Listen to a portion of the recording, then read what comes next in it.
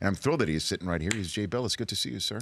I was like begging you to come in studio. Well, because I want to get my picture taken and have it on your Instagram account. I'm like, geez, anybody who's anybody's on the Rich Eisen show except me.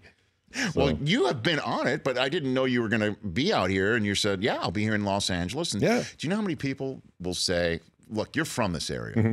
Hey, yeah, when I'm in town, I'll let you know. They don't. Like literally 9 out of 10 will say, I'll let you know when I'm in town. And then you find out you're in town. They're like, hey, what the hell's yeah, most people, hey, anything I can do, let me know. Yeah, just let me know. Don't really mean yeah. Well, I'll reach out. Let's stay in contact. And you know I don't have that information. And you know they don't have yours. But you just say, oh, okay, sure. So that's like a Southern California, Los Angeles thing that I got used to. I had to get used to when I first moved down here. I'm like, I'm not that guy. So when you said I'll do it, I followed up, and now here you are. That's the equivalent of big fan. Like I was on a TV show one time, and I was all starstruck, and I was total fanboy of some of the other people there. And my wife was with me, and we're in the green room, and Jake Gyllenhaal was on the same show. And so I went up saying, okay, well, I'm going to introduce myself to Jake Gyllenhaal. Okay. So I went up and I said, hey, Jake, my name's Jay Bilas. And he goes, oh, yeah, big fan. He had no idea who I was. And so now I'm telling my wife every time like somebody comes up and I don't know who they are, I'm just going to go, yeah, big fan. Big fan. It's not bad. Here's a great thing to say. Big fan. Here's another one for you. And I shouldn't give away some of the trade secrets here. Well, Jay's a friend. But there's so many people that will come up to you and say, hey, don't you remember that one time when we met or whatever? Oh yeah, you look great. Right. You know what I'm. So just like, good to see you again. Yeah. Good to see you again. But I get called out on that too. Like, when somebody comes up. Come on. No. Like I've said, hey, nice to see you again. He said, well, nice to meet you. They go, we've never met before. Okay, I can't win. Just hello. Well, good to see you. I'm a big fan. Good to see you again. Big fan. Yeah, Jay Bilas here on the Rich Eisen Show. So you first started at ESPN in how did ESPN reach out to you? I was doing radio work. I was a full-time lawyer in Charlotte, North Carolina, so practicing law, and I started doing radio games.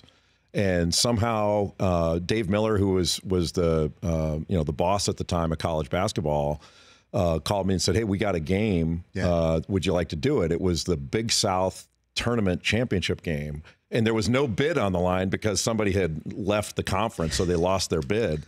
So I did a game between UNC Greensboro and Charleston Southern was my first game. Who'd you do it with? I did it with a guy named Drew Goodman. Okay. And was a play-by-play person. And we had a blast. I mean, it couldn't have been more fun. I was so excited to do the game. And apparently I didn't soil myself, so they offered me more games the next year, and it kind of took off from there. Were you a trial lawyer? Yeah. I was a commercial litigator, so I did trial work. Ladies and gentlemen of the jury, like you did that. You have opening statement, closing statement. What TV lawyer were you like the most that we would know? Were you more Matlock? Were you more Law and Order? Were you Fire and Brimstone? I was probably more Law and Order type. Like the one case that I had that was somewhat gained some notoriety was I represented a costume manufacturer against Barney the Purple Dinosaur. So the group that owned the rights to Barney went around, and they have to do this, called Lions Partnership. They were suing people who were infringing upon the image and likeness of Barney. And so if you don't, protect your rights, you can lose them. So it just kind of happens that way. So I was representing a guy named Philip Morris, who owned a Morris Costumes, and he described himself as the Colonel Sanders of the costume industry. So, and he was a TV personality and all that stuff way back when, and couldn't have been a better guy. I really enjoyed. But he had this, they sold this thing called Hillary the Hippo, which looked exactly like Barney. And it was just being rented for people to do, parties for their kids and all that. So we wanted to settle the case right away, but they wouldn't settle it because they wanted to make an example out of him. Oh no! So we went to federal court and won. No kidding. Yeah, we won. And we wound up, then it went to the Fourth Circuit Court of Appeals. I had to argue about Barney the Purple Dinosaur one step away from the United States Supreme Court. And we wound up, we won some stuff on appeal, lost some stuff on appeal, wound up settling the case. Yeah. But it was the dumbest case you've ever seen in your life. And, you go to law school and you like to think, well, I've learned something and I'm gonna be a highfalutin lawyer. and you're arguing before a federal judge about Barney the Purple Dinosaur. It was embarrassing. So when you are occasionally railing against the NCAA and the way they conduct its business, that's not the first time you put the system on trial, Jay. Yeah. No, it's not. It is not. When you have the audacity to take on Barney the Purple Dinosaur, and the worst part about it was my kids were little at the time. So they were Barney all day, and then they're Barney, and then I would go to work, and I'm surrounded by all this Barney nonsense. And then the funniest part, and because the case is over, I can say this now. Yes. I had the costume, the evidence of the trial. I had the costume at home for some reason. Yes. And my wife and her friends used it to have a birthday party for some of our kids. For some of the kids in the neighborhood. And they had all, this is back before cell phone pictures and all that. So they had pictures of all this. And I'm like, what are you doing? Do you realize this could end the trial right here if the other side got a hold of this? Is that why it never made it to the Supreme Court? No. Okay. No, we wound up, that never would have made it, period. But the fact that it made it to the Fourth Circuit Court of Appeals. I would have loved it just to hear Jay Bilas. Justice Rehnquist, I ask you. I subpoenaed Barney to the trial. Honest to God, this gets better. I subpoenaed Barney to the trial. The other side said, Your Honor, we can't do that. There are only 3 of these costumes in existence. It's on the road doing this, a hardship of bringing it in. And the costume is 6 foot 8 inches tall, weighs like 250 pounds or whatever. And I stood up and I said, Your Honor, I'm 6'8" and I weigh about 240. I got in here just fine. And so the judge ordered the costume, and they brought it, opened up this big truck, and they wouldn't let anybody see it unless somebody was in it. Barney pops out of the back of a truck onto the loading dock. The judge came down, all the court reporter, and every employee of the federal building was there to see it. This is a celebrity, right? It was the dumbest thing you'd ever seen in your life. And I just did it because I just subpoenaed it to jerk them around because they were jerking us around. I figured, okay, we'll see what happens. And Jay Bilas, here on the Rich Eisen Show. Fantastic. So there's an interesting documentary that I want to talk to you about that you're going to be front and center for. ESPN Films. Is this a 30 for 30? It's something like that. Okay, yeah. The Class That Saved Coach K airs on the opening night of the ACC Network launch on August 22nd. And it's your recruiting class. Were you the recruiting class that saved Coach K? What does that mean? According to the documentary we are. We were Coach K's first everything. So Johnny Dawkins, who's now the head coach at UCF, right. Mark Allery, David Henderson, and myself, and then Bill Jackman and Weldon Williams. We were the #1 recruiting class in the country. We had 6 guys that were all ranked in the top 50. And so my first year there was Coach K's third, and he had a losing record. And we were the class that helped him turn it around. And we were his first ACC championship team, first #1 ranked team, first Final Four team, all that stuff. And there's an argument to be made we should have been his first title team. We lost to Louisville in the title game after winning 37 games that year. So we lost by a bucket. And it was, but it's been interesting sort of going through the process and kind of reliving all that stuff. It's been a long time. So was Coach K, at any part of your recollection, ever on the hot seat? That was the purpose of this. He was like right there to get fired. There was a petition circling around at the time to fire him. All the boosters were circulating a petition to fire him. This sounds like Hoosiers. Yeah, no, it's true. Like, it absolutely. Like they had everybody in the town get together. Yeah, Johnny Dawkins was Jimmy Chitwood, but absolutely that was happening, and there was a great deal of concern among the players that I remember calling my dad and saying, "What do I do if they fire him? Like, I'm not staying here." No kidding. And my dad said, "Will you just relax? Like, there's nothing you can do about it. Just play. You'll be fine." And he said, "What are you gonna do? You guys are going to have a town meeting. There's nothing you can do about it. So quit worrying about it."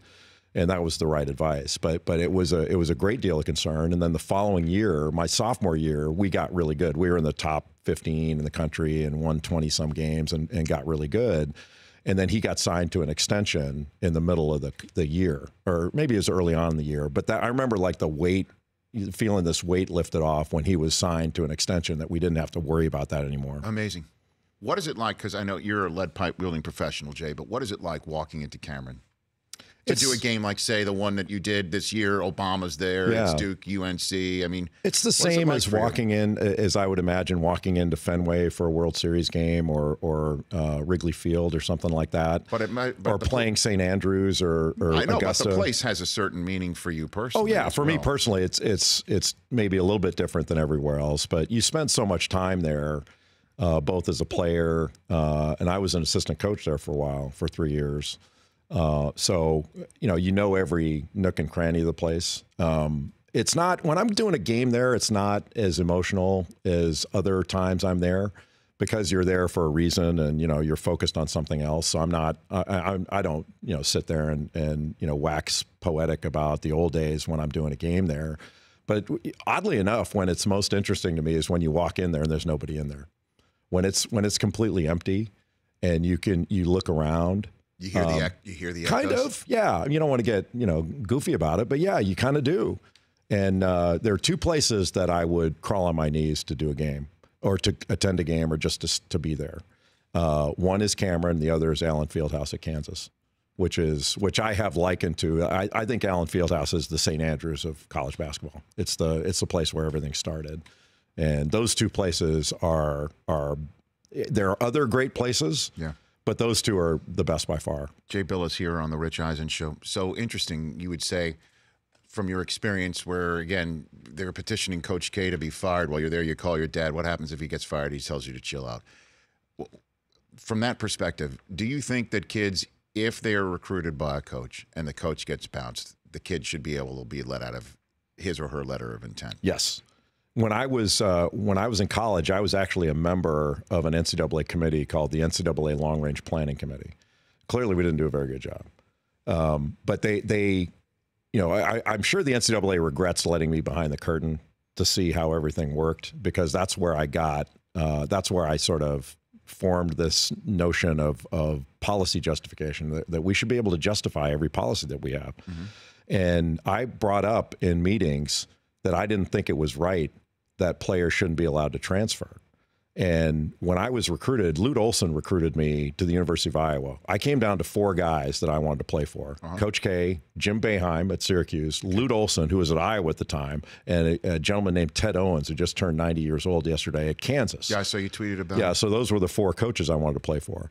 And when Lute Olson recruited me, and Lute Olson is as good a guy as you've ever met in your life, but I went over to his house.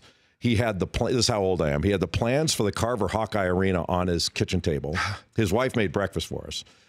Plans for the Carver Hawkeye Arena and a 10-year contract. And he looked at me and said, "I'm going to be here your whole 4 years."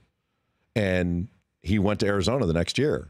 So if I'd gone to Iowa, which I was semi-close to doing, if I'd gone to Iowa, I'd be sitting there in a cornfield and he'd be in Arizona. And if I wanted to go with him, because I went there for I was going to college for a coach. I wasn't going for a school. I know Duke doesn't want to hear that, but I went to play for Coach K. That was my choice, is him. And so I thought, that's not fair. That's not right. Like, the coaches get up and leave and the players have to stay there, or they lose a year of their lives. Why? Like, why do I have to be 23 years old in college because of this? I'm an amateur. I'm a student to be treated like any other student according to NCAA rules. I'm a student who just happens to be an athlete, and a student to be treated like any other student. No other student is told they can't transfer and participate in whatever field of endeavor they want. And I don't see, if you're an amateur, why do we treat you like a professional with a non-compete provision? Because that's what it is. It's a non-compete provision, and it is nothing more. And they used to say, you remember they used to call it, they still do, they call it a year in residence. Sitting out a year in residence. Well, that's nonsense. Why don't you need a year in residence when you go to college in the first place? Right. So after being in college, why need time to acclimate myself? That doesn't make any sense. If you're already in college, I don't need to acclimate to college. I've been there. But yet you're a high school kid going to college. You don't need to sit out and have a year in residence then. That makes no sense. So where is the line? Because, I mean, Nick Saban just today at the SEC Media Day was talking about the transfer portal being and the rules being too liberal, that kids make a 4-year commitment to the school, you make the 4-year commitment to the kid, And if somebody says, I don't like my playing situation or don't like what's going on here, I want out, I'm in the transfer portal, and that should mean I should get to go where I go. Where do you draw the line? Well, first of all, I love Saban. I would love to play for that guy. If I played football, he'd be the guy. I differ with them on this. First of all, it's not a 4-year commitment. It never has been. The school doesn't make a 4-year commitment to a player. They can bounce the player anytime they want. But up until a few years ago, you couldn't make a 4-year commitment. It was a 1-year renewable. A scholarship was a 1-year renewable. It was not a 4-year commitment. The player signs the letter of intent, binds them to the school. So the player was bound, but the school wasn't bound to the player. You can run a player off anytime you want, still can. To me, it's a question of philosophy. Like, what's going to be the justification behind any policy that we have in this regard? And the philosophy is this is an amateur sports endeavor, right? That's what the NCAA tells us. This is part of your education. It's amateur sports. Mm-hmm. Well, if it's amateur, how can the student athlete, the quote unquote student athlete, be an asset to the university? Because that's what the coaches are saying, that these players are assets. And they couch it by saying, well, they made a commitment and they shouldn't run off at the first sign of adversity. Like, shut up. Stop that. Like, why don't the coaches have to stick around? They get to better themselves whenever they feel like it. So a coach, take basketball, for example. The coach at Cleveland State has a great year, goes to Michigan State or whatever job is open. They get to better themselves. Right. But a kid who plays at Cleveland State has Bryn Forbes, who was at Cleveland State, he can't transfer and go to Michigan State? Is that so awful that a player wants to better them?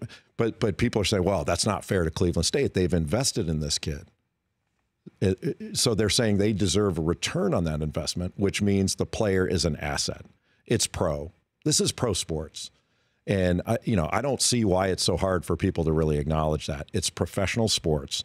We sell it like pro sports. The coaches and administrators earn like pro sports. It's marketed like pro sport. It's pro sports. And the only thing amateur about it are the players. Everything else is completely and totally professional. Let me ask you, Jay Bilas. I mean, if let's just say there's an epiphany had at the collegiate level and they reach out to you to run it, would you do it? I would. Yeah, I would. If it were for real and I felt like I could help. This is public information now, so I feel like I can share this. But I was asked a few years ago to serve on the NCAA's Committee on Infractions.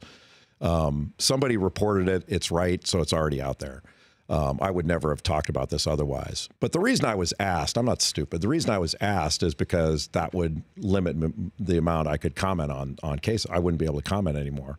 And so that was a smart move to try to get me to do that. Well, you're a trial lawyer. You see straight through that. Well, but it's also a conflict of interest. So sure. I said no, it's a conflict. Right. And they said no, we've examined that and we don't see it as a conflict. I don't care whether you've examined it; it's conflict. Right. I can't do that. Right. So I said no. But if I were actually in a position where I could help, I would absolutely help. Absolutely. I'm serving on the competition committee now, which deals, the NCAA's competition committee, deals just with the rules of play. So it has nothing to do with policy. It's just the rules of play on the floor. You're part of the people who said, let's move the 3-point line. Yes. Right? Okay. The rules committee made the ultimate decision. The competition committee forwards the ideas. We look at all the data and then we forward on recommendations to the rules committee. But if Mark Emmert just decided I'm gone and then hey, let's just totally change everything. Let's bring on Jay Bilas. You would say yes to that? I think I would. At this stage of my life, I probably would. If I felt like there was the authority and to actually do something, right, and to help, because I do believe the system needs help. It doesn't mean I'm the only one that has a good idea, but I would be more than happy to help. Okay, and in terms of that actually happening, that you would be offered this opportunity, how warm would the place to freeze over have to be? Oh, I think. Do you think that this actually is in the realm of possibility because your ideas are? No, it's not in the realm of possibility.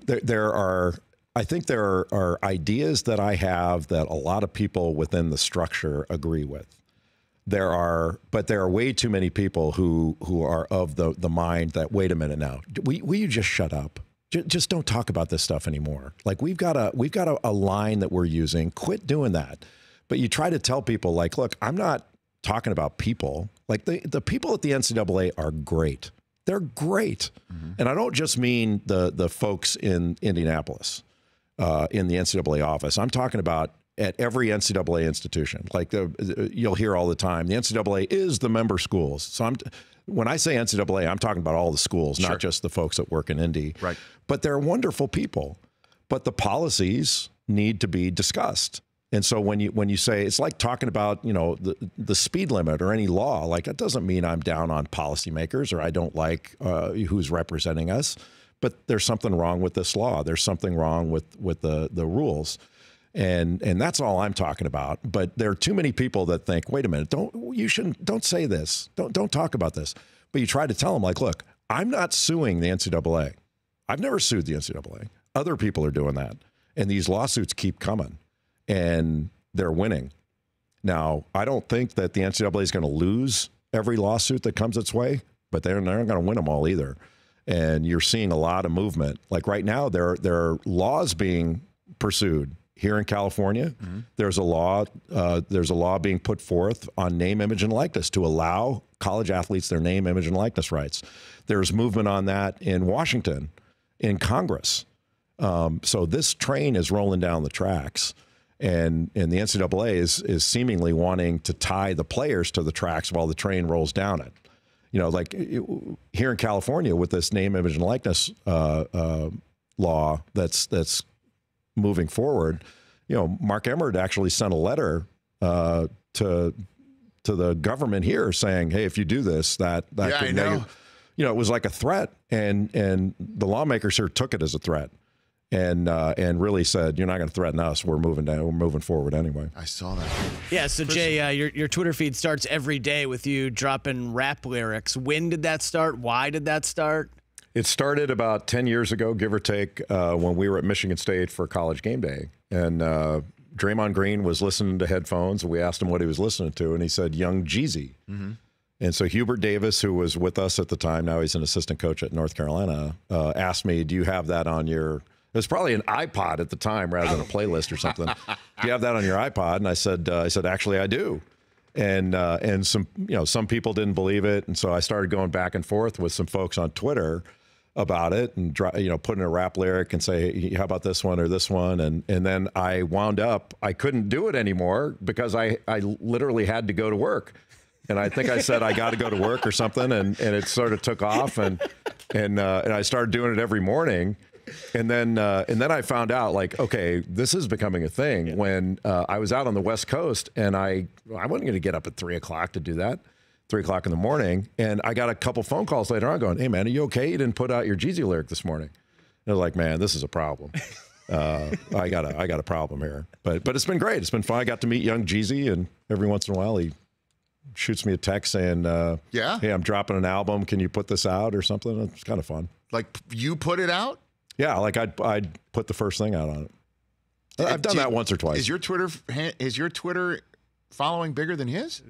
I'm almost 2 million. Dude, it's probably not bigger than his, but it's no joke. But it's helpful, I guess. Do you still only follow one person though? Zero. He's at zero people follow. Why do you follow zero people? It's called social media. It's a joke.